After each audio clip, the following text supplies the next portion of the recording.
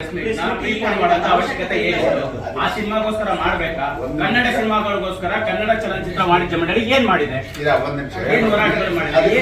ನಾನು ಬೆಳಗ್ಗೆ ಇದೇ ವಿಷಯ ಪ್ರಸ್ತಾಪ ಆದಾಗ ನಾನು ಕೇಳಿದೆ, ಯಾರಿಗೆ ನಾವ್ ಯಾರು PRO ವೆಂಕಟೇಶ್ ಫಿಕ್ಸ್ ಮಾಡಿದ್ವೋ ಅವ್ರಿಗೆ ಕೇಳಿದೆ, 4 ಗಂಟೆಗೆ ಪ್ರೆಸ್ ಮೀಟ್ ಇದನ್ನ ಪ್ರೀತಿವನ್ನ ಯಾಕೆ ಮಾಡಿದ್ರಿ ಅಂತ.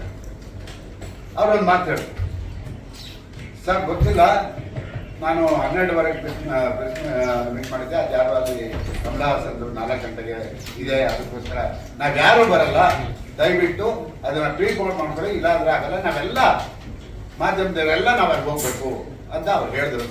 ಅದಕ್ಕೋಸ್ಕರ ಪ್ರೀಕೋಡ್ ಮಾಡ್ರಿ. ಆ ಸಿನಿಮಾಗೋಸ್ಕರ ಪ್ರಿಪೇರ್ ಮಾಡುವಂತ ಅವಶ್ಯಕತೆ ಇತ್ತಾಗತ್ತೆ. ಭಾಷೆ ಕನ್ನಡ ಸಿನಿಮಾಗಳಿಗೋಸ್ಕರ ಏನ್ ಮಾಡಿದ್ರಿ ಅಂತ ಕೇಳ್ತಾ ಇದಾರೆ ಜನ. ಅಲ್ಲ, ಒಂದ್ ನಿಮಿಷ ನಾನು ಹೇಳ್ತೀನಿ. ಅಲ್ಲ, ಪ್ರೀಪೋನ್ ಮಾಡಿದ್ರಿ ಅಂತ ಹೇಳಿದ್ರಿ ನೀವು ಅಲ್ವಾ? ನೀವು ಹೇಳಿಲ್ಲ ಸರ್, ನಮ್ಗೆ ಯಾರು ಕೇಳಿಲ್ಲ. ನೀವು ಬರ್ದೇನೆ, ಮಾಧ್ಯಮದವರು ಬರ್ದೇನೆ ನಾವ್ ಯಾರಿಗೋಸ್ಕರ ಪ್ರೆಸ್ ಮೀಟ್ ಮಾಡೋಣ? ನನಗೆ ಬೇರೆ ಯಾರು ಹೇಳಿಲ್ಲ.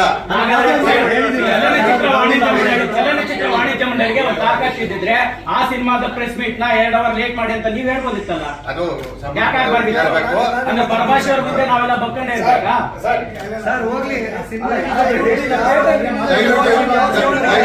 ದಯವಿಟ್ಟು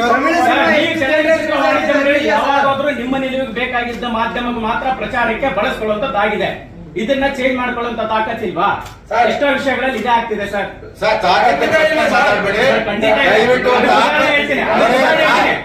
ಒಬ್ಬ ಸೋಲು ನಿಗಮ ನಂಬರ್ ಇರಲಿಲ್ಲ, ಸಾರ್ವಜನಿಕ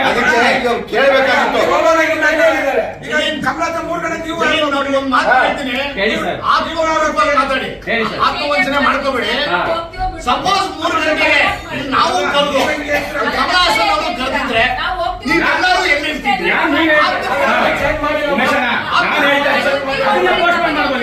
ಅದನ್ನೇ ಪೋಸ್ಟ್ಪೋನ್ ಮಾಡ್ಬೋದಿತ್ತು.